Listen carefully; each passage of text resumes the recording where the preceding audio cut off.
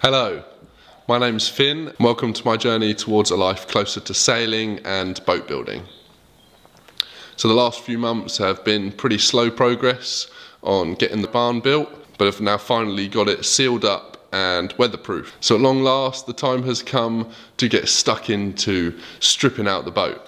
So the first job is to remove everything that I've stored inside the boat. I've now built some shelving and some racking inside the barn so all the stuff can be organised and stacked away neatly. Now let's get the boat cleaned out.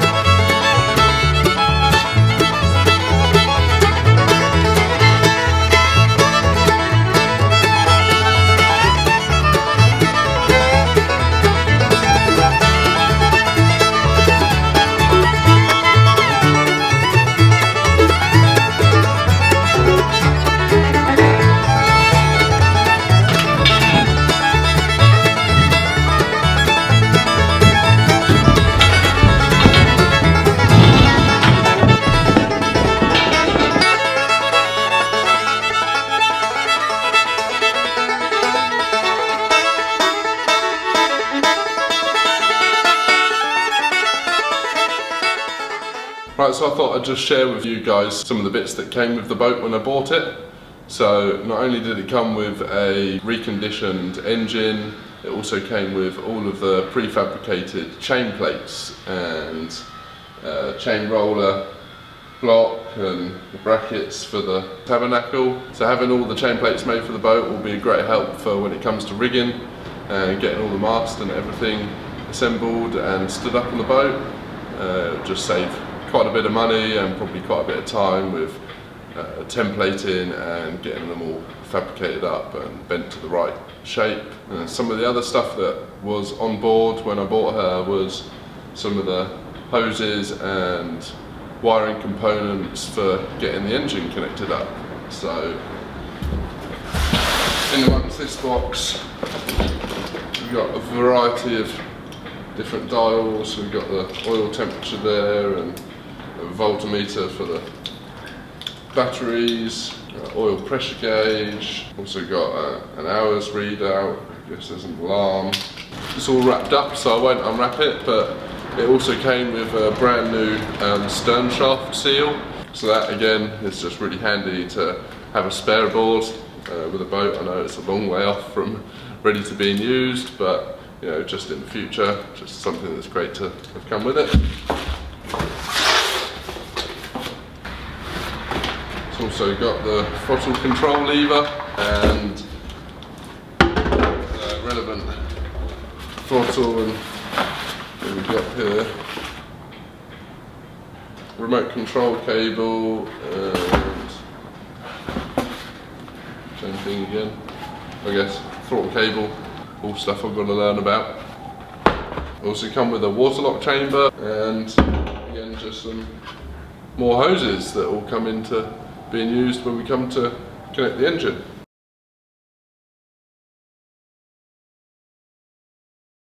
The first job I've decided to do is to remove the coach roof and completely rebuild it later on, due to some quite nasty rot in the aft cab sides and some pretty big splits that run straight through some of the pieces of timber. It will allow a lot more light into the boat for getting the interior finished and space. It will just make things a lot easier getting in and out with materials and tools and such like.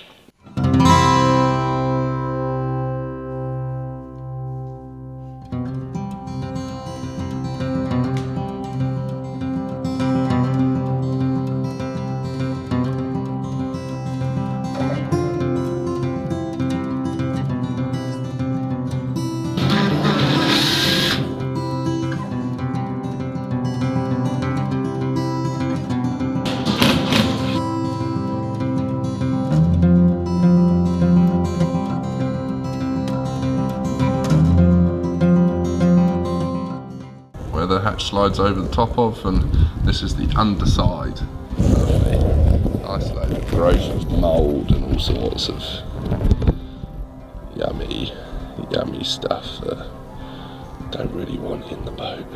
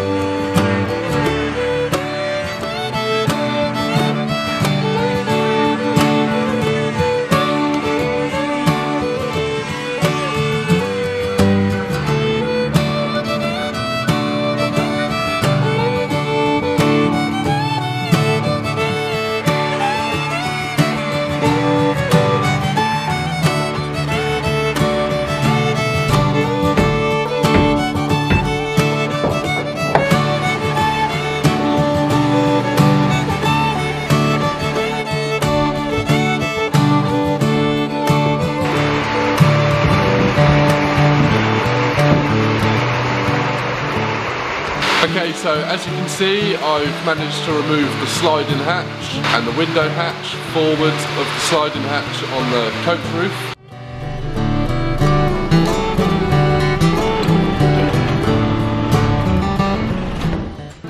So as you can see, I've divided the coach roof up into a couple of sections, making it more manageable once it's freed up and removed. So now I've run round the perimeter with a skill saw, and I've just got to cut through the roof beams with a handsaw and lift this first section up and out, and repeat the process for the forward section of the coach roof.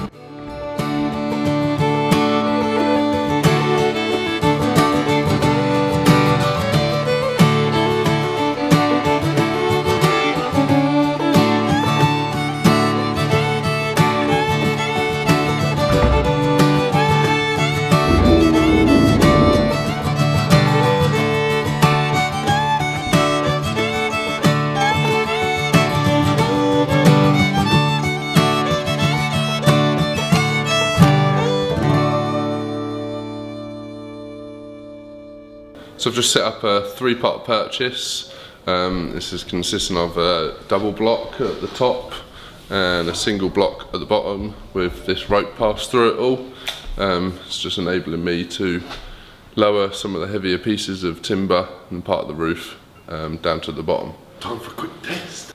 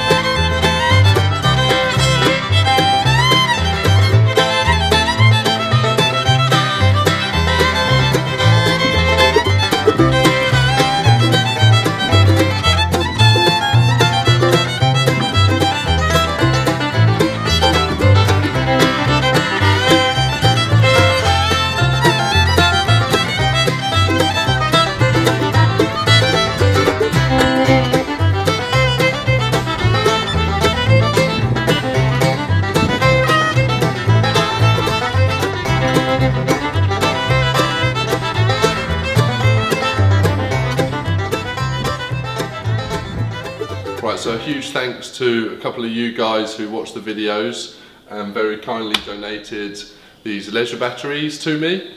This is a great help in moving forward with getting the barn powered using the wind.